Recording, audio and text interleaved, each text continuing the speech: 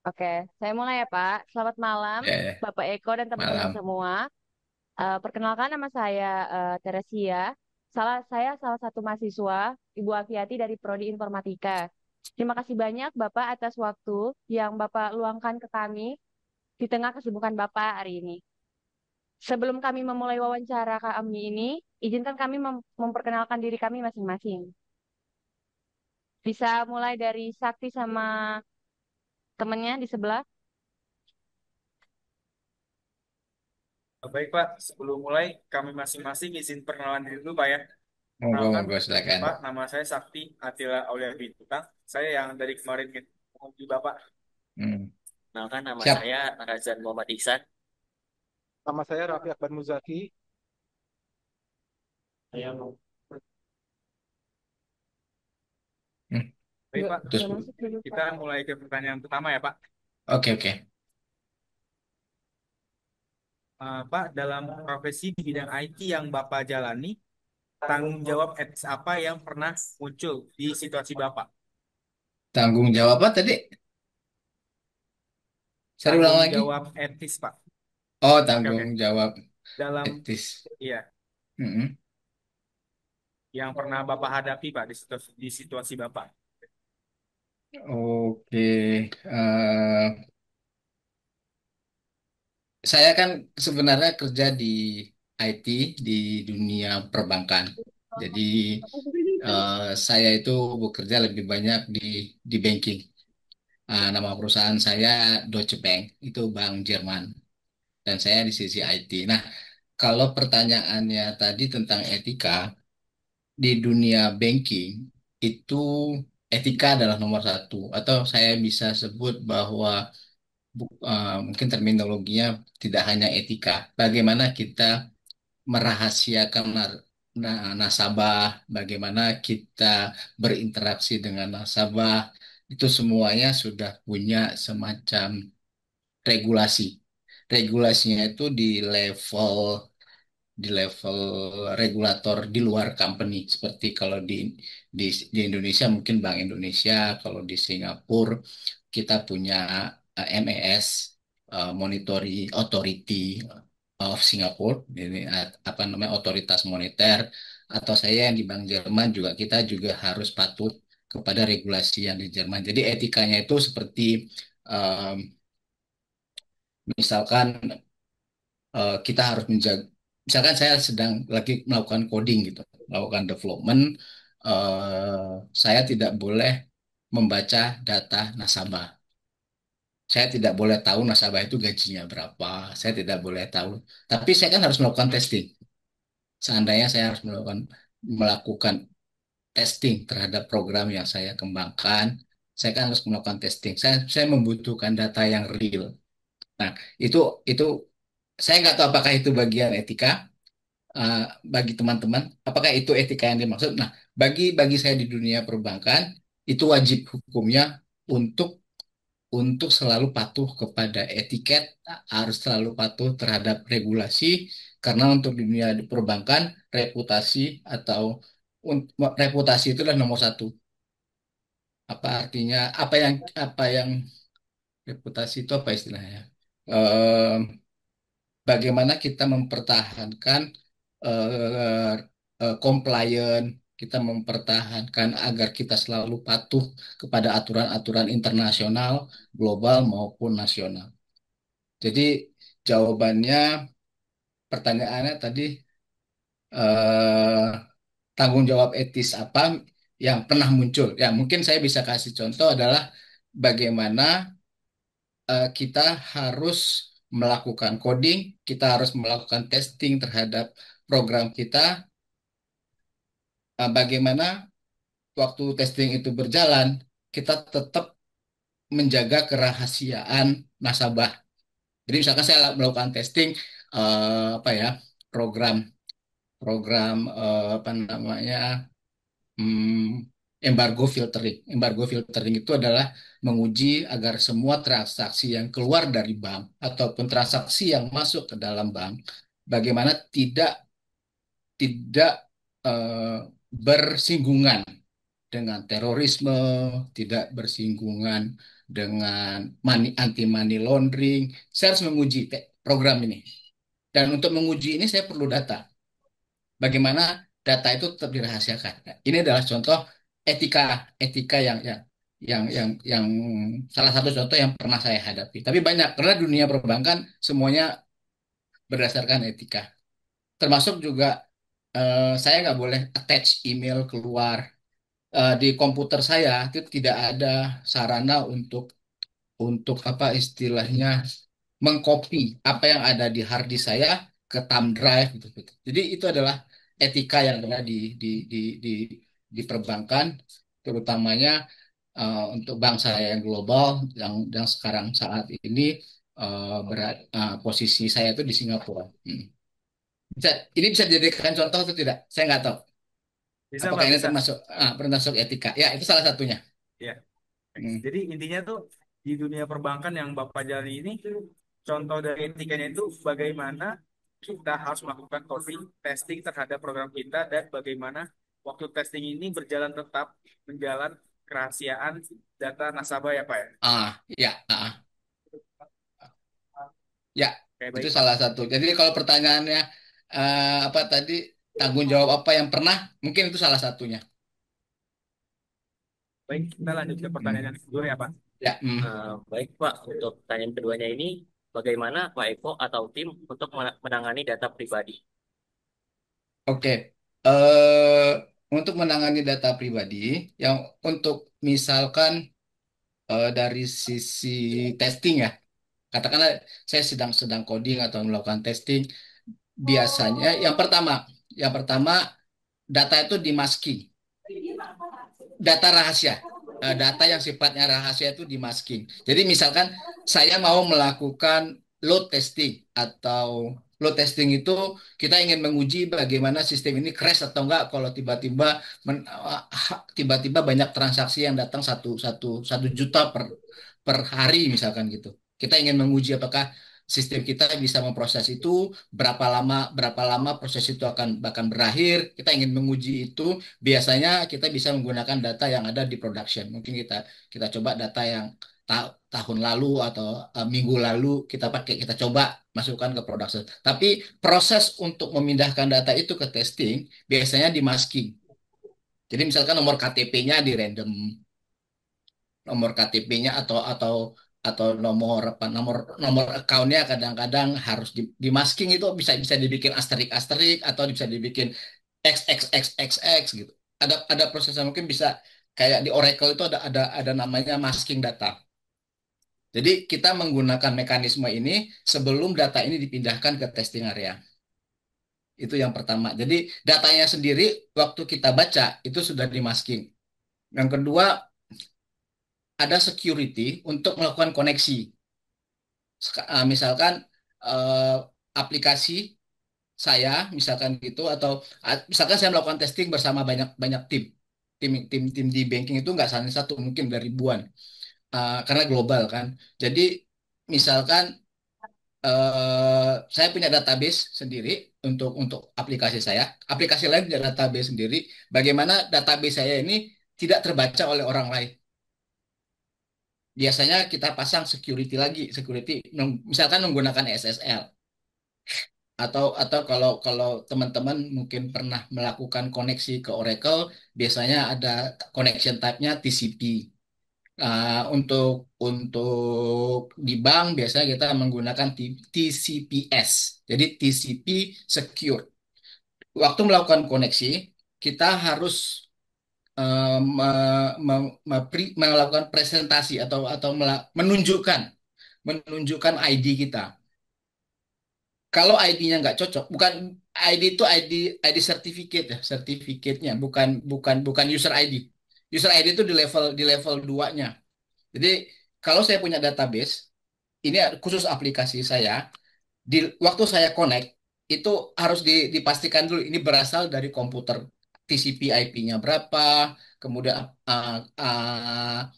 apa namanya sertifikat, SSL sertifikatnya apa, private key-nya apa, baru dia bisa koneksi. Itu baru koneksi aja, baru di level di layer infrastructure ya, di layer untuk koneksi. Habis dari koneksi kita harus provide user ID, password. Password juga nggak boleh dibikin plain, nggak boleh disimpan di dalam hard disk dan segala macam. Ini adalah salah satu contoh bagaimana menjaga data kita eh, tetap tetap terkontrol, tetap terkontrol dan semua developer yang pertama terkontrol artinya tidak semua orang bisa mengakses Oracle saya dan Oracle yang bisa saya akses, orang yang saya kasihkan akses, dia juga hanya bisa membaca data-data yang tidak konfidensial. Data-data yang konfidensial di masking. Di masking itu di random bisa jadi kalau yang penting testingnya bisa berjalan. Mungkin angka-angka itu diganti jadi satu satu satu atau angka-angka itu dijadi bikin asterik asterik asterik. Kalau kalau huruf dikasih x x x x gitu. Seperti itu. Ini Jadi menjawab? kalau data pribadi itu dimasking gitu ya Pak, Jawab, Pak. biar Ya, di masking. datanya nyaman. Ya, sebelum sebelum masuk ke proses testing ya. Di database Ya, production tetap ada, cuman di production hanya orang khusus yang bisa membaca data itu. Artinya dia harus punya tiket, dia harus punya izin izin dari level di atasnya. Kalau misalnya ini ada problem di production ya, di real production, di database production. Nah, biasanya harus harus ada izin dulu baru bisa mengakses itu. Dan kadang-kadang perlu Pak. perlu dua dua orang untuk membuka passwordnya. Jadi password itu satu, dibagi dua, satu lagi mungkin dipegang oleh divisi operationnya orang-orang bisnis, sebagian lagi dipegang oleh orang-orang IT. Jadi kalau untuk membuka itu orang bisnis sama orang IT harus agree dulu jam berapa, kemudian mereka bisa membuka data itu kalau memang diperlukan pada saat kasus-kasus tertentu. Itu menjawab? Baik, terima kasih Pak. Jawab, Pak. Jawab Pak. Oke, Terima kasih, Pak, oke. ya. Pak, pertanyaan pertanyaan selanjutnya Pak. Bapak tuh kalau menyampaikan kekhawatiran Bapak tentang etika itu ada rasa takut akan konsekuensi negatif gitu nggak Pak? Oh, seharusnya enggak sih. Soalnya kita punya channel khusus kalau mau whistle apa blower blower whistle. Kalau misalkan kita melaporkan melaporkan ada hal-hal yang kurang yang tidak compliant, misalkan ada teman kita lagi di kafe, dia cerita, "Oh, di bank saya saat ini sedang ada project untuk investasi XYZ." Itu ada rule-nya. Kita kita itu ada dikasih training online. Pokoknya ini ada training wajib gitu, ada training wajib setahun sekali. Ntar misalkan bulan ini saya dikasih email, thank gitu ya kan. Eh, Tolong selesaikan training ini. Trainingnya online sih. Kit- Itu kadang-kadang berulang. Cuman itu mengingatkan kepada kita, ini loh rule kita, ini lo peran kita, ini lo yang boleh dan ini yang tidak boleh. Dan itu harus harus ada testingnya juga, ada semacam soal di akhir materi ntar ada tulis ujiannya. Kalau ada semacam testing entah itu multiple choice lah, ada itu pilihan berganda, sama aja ya. Ada ada ada jawaban mana yang betul mana yang tidak gitu. Kita dikasih pertanyaan. Itu rutin. Artinya ini itu dibuat agar kita selalu update, agar kita selalu diingatkan bahwa kita ada rule gitu. Nah, terkait dengan tadi, kalau misalkan salah satu rule yang ada di materi training, misalkan kita tidak boleh bercerita di tempat umum tentang bisnis yang berjalan di bank kita, misalkan gitu. Nah, jika kita melihat ada teman kita melakukan itu, kita bisa bisa menyampaikan secara halus atau bisa juga kita tanyakan ke mana ke bagian compliance, bagian ke audit, ada channel sendiri dan itu nggak akan diketahui oleh orang lain. Jadi kalau Kira-kira misalnya kalau mau nyampe gitu, berarti dia udah ada channelnya sendiri untuk ada kayak ada gitu. ada Terus juga caranya, ada ada user aplikasinya, ya. ada juga Dan kayak tes-tes gitu ya Pak. ya, jadi nggak kita nggak perlu menyampaikan secara terbuka gitu di forum atau di mana gitu. Tapi kita bisa diskusikan levelnya dulu, mungkin diskusikan sama teman kita karena belum tentu juga dia salah kan. Artinya eh, kita diskusikan dulu atau kalau kita nggak berani sama bos kita diskusikan langsung dengan auditor atau compliance atau siapa saja yang sebenarnya membuat aturan. Karena intinya adalah kita kita tuh punya kode etik dan kode etik itu sudah disepakati bersama. Jika jika ada yang tidak sesuai dengan kode etik, itu bisa saja kita laporkan pada channel. Tapi nggak tiba-tiba kita ngelapor sesuatu tapi tidak ada sesuatu yang dilanggar kan nggak bisa juga, ya kan? Maksudnya kan gitu ya kan? Langgar Ya, sesuatu itu menjadi tidak tidak cocok karena tidak cocok dengan kode etik. Kode etiknya tertulis. Jadi kalau memang itu nggak cocok kita sampaikan. Ada channelnya sendiri. Menjawab nggak tuh? Atau terjawab Pak, terjawab Pak. oke oke. Oke Jawab, Pak. Pak. Baik, di sini saya tutup ya. Nah ini agak-agak Terima agak kasih. echo nih kelihatan yang di sini. Mungkin ada Kenapa, speaker Pak? dua ya. Dia yang di tempat yang dua ini kelihatan ada echo, ada gema. Ya, teman-teman yang lain merasakan nggak? Apa saya aja sendiri? Merasakan Pak, saya dengar saya. Suaranya bergema gitu. Iya, baik Pak Eko. Terima kasih banyak ya Pak atas semua waktunya dan wawasan yang Bapak kasih ke kami. Kami sangat terbantu Pak dengan pengalaman yang Bapak berikan. Tapi sebelum kami tutup, saya boleh nanya lagi nggak Pak? Tapi Nanya di luar apa aja wawancara Pak. boleh. Nanya apa aja lah boleh Oke lah. baik. Terserah kalian lah. Terserah. Eh, Bebas, bebas. Bebas. oke Pak. Bu Afi Saya itu izin tanya Pak ya. teman saya kuliah. Ya, izin tanya Pak. Bu Eh, Afeti kan sebelum ngasih nomor Bapak ke kelompok kami, sempat bilang kalau Pak Eko ini teman kuliahnya Bu Afeti di UGM ya. Jurusan ilmu komputer ya, kalau nggak salah. Nah, terus Bu Afeti juga bilang ke kita, UGM itu Universitas Gemar Menggambar kali ya. UGM. Oke, oke, oke. Ya, ya, saya teman kuliahnya beliau. Wah. Ya, "Ah, saya teman kuliahnya Bu terus, Afi ya. oh iya, iya. Terus Bu Afeti bilang kalau Pak Eko ini sekarang kerja di Singapura, Pak. Nah, tuh pas saya dengar saya langsung, wah, keren banget. Kira-kira, Kagak lah, kagak keren. Bapak, Ganteng kali, ganteng bukan keren. Ya, ya, terus. kira-kira Pak Eko bisa nggak cerita sedikit gitu perjalanan Pak Eko bisa sampai kerja di Singapura, Pak? Kalau Oh, misalnya oke.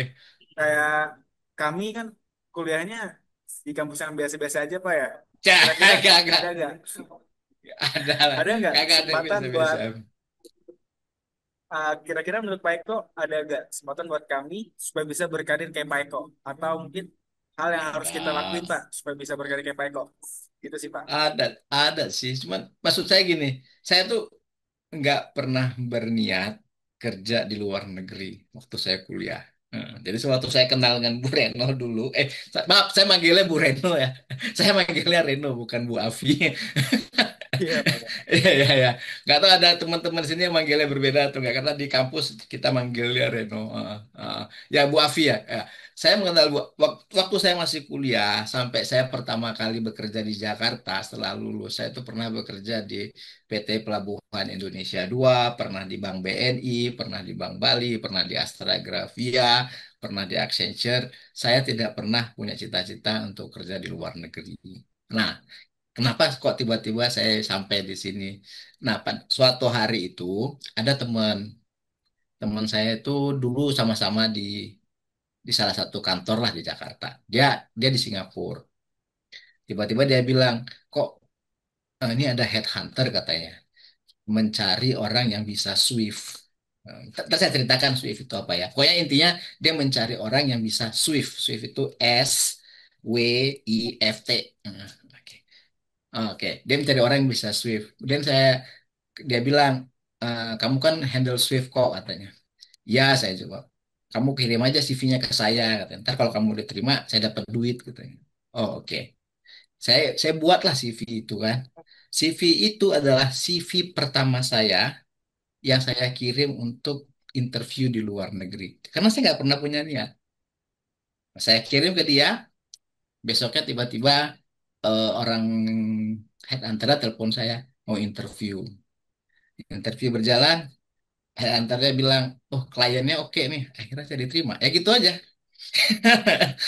Jadi saya sebenarnya nggak tahu kalau mau diceritakan bagaimana prosesnya untuk saya sih sederhana karena kebetulan. Tapi satu hal yang mungkin bisa saya share ke teman-teman di sini adalah eh, apapun tugas nantinya pada saat karena kita nggak pernah tahu takdir kita nanti bekerja di bidang apa gitu ya kan. Yang ingin saya share itu adalah cari pengalaman teknikal atau belajar pada saat apapun yang diberikan, saat adik-adik atau mas-mas, mbak-mbak mahasiswa ini bekerja pertama. Karena eh, cari pelajarannya, belajar, cari pelajarnya, ikuti dan oke, saya mau cerita sesuatu.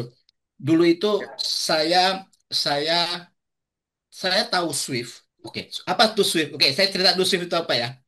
Swift ya itu Pak. eh, ini kan ada jutaan bank di dunia nih. Dari Amerika, Eropa, Afrika Selatan, di seluruh dunia ini kan banyak bank. Ada Bank Mandiri, ada Bank BNI, eh, Deutsche Bank di Jerman, Bank JP Morgan, ada jutaan bank di dunia. Eh, Bisa nggak dibayangkan bagaimana semua bank di dunia itu bisa berinteraksi? Berinteraksi itu artinya kalau Mas Sakti mau ngirim uang ke pacarnya di Jepang misalkan gitu, di Jepang, gimana caranya? Pasti ada hubungan antar bank, ya kan?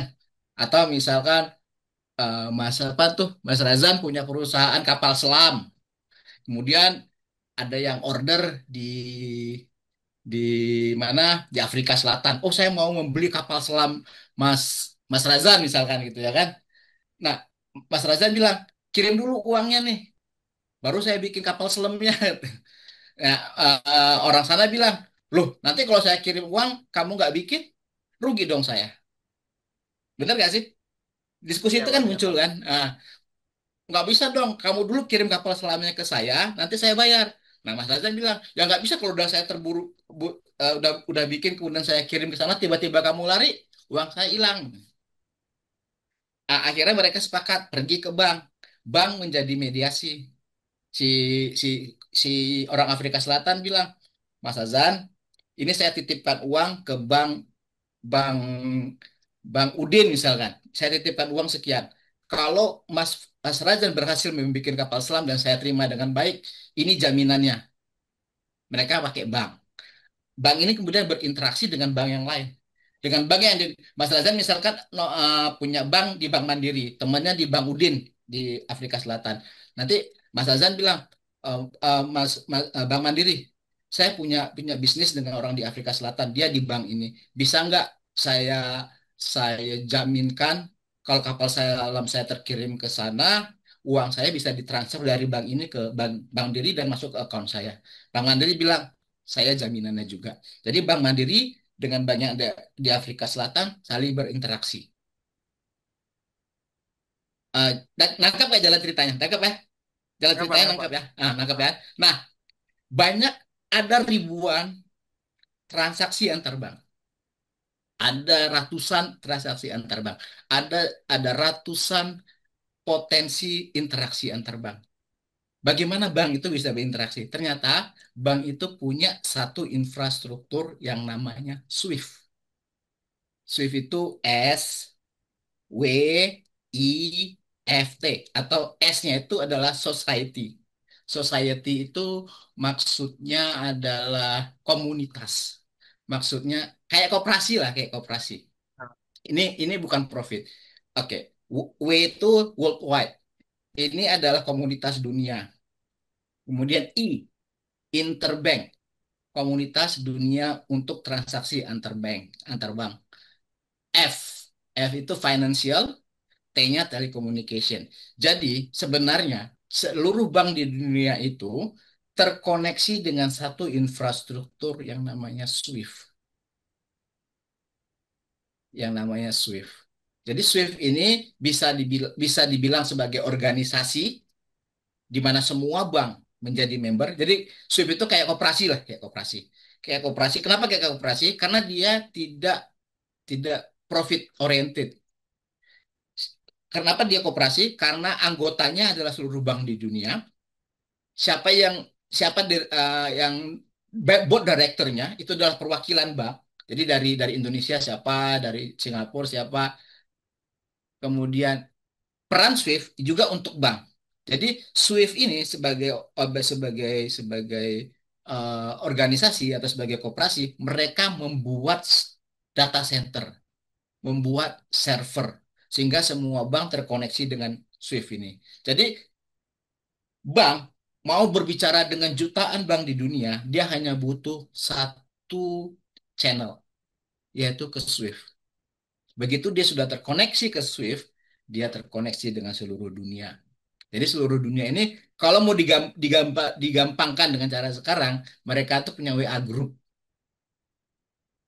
Jadi semua transaksi mereka lewat WA group ini. Bank A bilang, tolong dong kirimin uang. Tolong dong ada nasabah saya mau kirimin uang di bank di New York. Dia kirim lewat ini. Tapi ini Swift itu udah ada sebelum ada WA ya. Udah lama sekali, udah dari tahun 70-an. Nah, saya dulu itu secara tidak sengaja waktu pertama kali saya di BNI ada proses migrasi. Mereka harus ganti sistem. Saya tuh belajar dari nol. Jadi saya katakan karena saya belajar dari nol, saya tahu banyak, sering diajakin untuk ikut training inilah, dan walaupun agak susah karena kita belajar sendiri, tetapi akhirnya saya tahu banyak. Saya tahu banyak tentang Swift, mulai dari proses instalasi sampai sampai proses pengembangan, sampai proses testing, bagaimana koneksinya, bagaimana berhubungan dengan pihak Swift. Saya jadi tahu gara-gara ada migrasi itu. Walaupun agak susah awalnya karena saya sendiri nggak tahu apa itu Swift kan. Tapi tapi yang ingin saya katakan, walaupun ada apapun yang diberikan nanti ya, coba pelajari sampai detail. Belajar sendiri juga nggak masalah. Karena siapa tahu itu jalan tikusnya nanti gitu loh. Siapa tahu itu jalan tikusnya. Karena kita nggak pernah tahu apa yang terjadi. Itu sebenarnya jalan tikusnya saya ke sini. Mm-mm. Jadi setelah ternyata saya berhasil, katakanlah akhirnya live lah. Akhirnya Swift yang kemudian dimigrasikan itu akhirnya berhasil, dan saya salah satu orang yang handle di sisi Swift-nya, karena di bank itu kan banyak tim. Saya yang handle koneksi di Swift-nya. Dari bank ke Swift-nya itu saya yang handle dulu di waktu proses migrasinya. Nah, akhirnya saya tahu Swift segala macam. Kemudian teman saya tuh ngasih tahu di Singapura tuh lagi ada yang butuh katanya. Padahal saya nggak pernah berhubungan dengan dia. Cuman dia tahu karena kita pernah satu bank. Dia dulu di di di sisi yang lain, dia di Oracle admin kalau nggak salah. Dia dia di adminnya Oracle. Jadi dia tahu persis DBA lah, database administration. Saya di sisi Swift-nya, di sisi Swift untuk gateway-nya langsung ke Swift-nya. Nah, dia cerita, kok mau kok nih kok katanya. Coba aja kok keluar negeri ini katanya. Ya udah saya kirim. Akhirnya keterima. Ya itu udah saya bilang bahwa kita nggak pernah tahu, bisa jadi kita harus melalui jalan tikus. Bisa jadi memang kita sudah mempersiapkan senjata dari awal. Kita sudah mempersiapkan diri, belajar bahasa Inggris, belajar apa, kita sudah melakukan riset bidang apa aja di luar negeri. Ada juga yang model begitu. Ada yang model memang dia dari awal ambisinya adalah untuk bekerja di luar negeri, dia mempersiapkan segala sesuatunya, dia meriset segala sesuatunya sehingga dia bisa bisa punya jalan untuk luar negeri. Kalau saya berbeda, saya lewat jalan tikus, nggak sengaja. Nah, kepleset aja sih. Nah, jadi saya lagi jalan tiba-tiba kepleset. Nah, masuk deh saya ke sini. Sampai sekarang Hebat. saya 2005 masuk sini. Oh, belum, belum lama Pak ya? Udah, Lama banget udah, Pak ya? Saya baru lahir udah. Pak. anak anak saya juga, saya beda dengan Bu Afi. Bu Afi kan anaknya udah selesai kuliah. Kalau saya kan anak saya baru kuliah. Karena saya liku-liku laki-laki yang enggak laku-laku. Nah, gitu. Oke, Pak, berarti dari yang saya tangkap dari sisi Bapak, yang harus kami lakukan itu cari pengalaman secara teknikal dan belajar pada apapun yang Iya, diberikan gitu Pak ya. iya. Kadang-kadang bosan sih soalnya. Kadang-kadang, oh saya nggak suka nih karena nggak susah banget gitu. Atau memang sesuatu yang tidak saya sukai gitu. Saya cerita lagi. Temen saya yang saya ceritakan tadi, yang ngajak saya ke Singapura, itu bukan orang IT. Dia dari orang teknik mesin. Hmm. Dia teknik mesin, kerja di bank, ya kepleset. Kepleset maksudnya Waduh, dia tuh MBA. Dia tuh MBA. Dia tuh MBA finance finance. Dia pinginnya kerja di bisnisnya. Cuman saat itu dia diminta untuk di IT dan dia belajar dari awal. Bagi dia itu sesuatu yang berat. Ya, bayangkan Anda belajar misalnya Mas ini Mas dan Mbak ini kuliah di MM. Kemudian begitu kerja dikatakan di perusahaan apa gitu, ternyata kok saya nggak di manajemen sih, kok saya nggak bekerja di bisnis sih, kok saya disuruh ngerjain IT sih gitu. Tapi dia dia positif, dia belajar. Akhirnya dia coba cari sertifikat sendiri di luar di luar sertifikat kuliahnya. Dia belajar Oracle sendiri, tiap malam dia nggak ngoprek-ngoprek apa gitu. Saya tahu dia rajin. Heeh. Ngoprek-ngoprek apa? Dia coba nyari nyari kurs, ya, bukan nyari kursus, dia belajar sendiri, kemudian dia nyari sertifikat. DBA certification, Oracle DBA certification, dia dapat lulus dia sampai tahap admin. Itu modal dia untuk nyari ke luar negeri. Setelah dari BNI dia ke Citibank, Citibank di Singapura. Tapi setelah saya datang ke Singapura beberapa beberapa 1 tahun 2 tahun kemudian dia bilang kok saya mau pindah ke Kanada. Sekarang di Kanada. Hmm. Dia orang IT, Oke, tapi baik. tapi awalnya dia tidak bermimpi menjadi orang IT. Yang Jadi penting walaupun belajar dia Pak ya. ditempatkan di sesuatu yang dia tidak sukai, tapi karena itulah kerjaan dia pada saat itu. Karena itulah assignment dia. Karena itulah tugas yang diberikan dia pertama kali. Dia belajar sendiri sampai dari sertifikasi sendiri.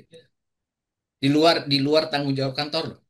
Maksudnya ya dia mencari nggak nunggu kantor. Karena dia memang Inisiatif ada gitu Pak impian ya. sih. Iya, dia cuma memang ada impian untuk keluar. Jadi dia coba sendiri. Akhirnya dapat. Dia lupa lah teknik mesinnya udah. Teknik mesin itu apaan? Nggak tahu saya nggak tahu dia jurusan teknik mesin jahit atau mesin tik. Saya nggak tahu. Oke, baik Pak Eko. Pak, makasih banyak Eh, Pak ya udah nggak santai bantuin aja kami santai. wawancara, Enggak, udah ngasih biasa aja ilmu lah. juga ke Nggak usah kita kok, Pak. nggak usah makasih makasih banyak banyak lah. Nggak usah banyak banyak makasihnya. Biasa Oke aja. Pak. Salam sama Bu Afi Wah, ya kalau ya. ketemu. Iya Pak. Ah. Pak, karena waktunya udah mau habis, kita tutup Pak ya. Boleh boleh, santai aja. Oke, oke Pak. Sekali lagi saya terima kasih banyak ya Pak ya. Semoga Sama-sama, Bapak sukses terus, sehat terus, sama-sama. dan semoga Semoga sukses terus ya. kami juga bisa sukses kayak Bapak. Amin. Amin, amin, amin, amin. Gua lebih sukses dari saya lah. Saya mah begini-begini aja.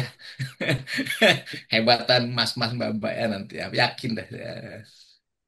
Baik Pak, terima kasih ya Pak. Ya Kasih sama-sama. Pak ya. Anak saya juga baru kuliah. Baru masuk karena saya telat nikahnya sih. Wah, Saya oke punya Pak. dua Gak apa anak Pak, yang baru penting dia baru sukses nikah. Pak. Ya, makasih. Ya, Pak, udah. makasih Pak ya. Ada pertanyaan lagi? Bebas sih sama Oke, saya. Kalau memang ada pertanyaan, nggak apa-apa. cukup Pak, cukup. Oke, thank you, Mas, makasih. makasih ya. Take care. Ya, Masih banyak Pak. sama-sama. Sama-sama. Makasih Pak.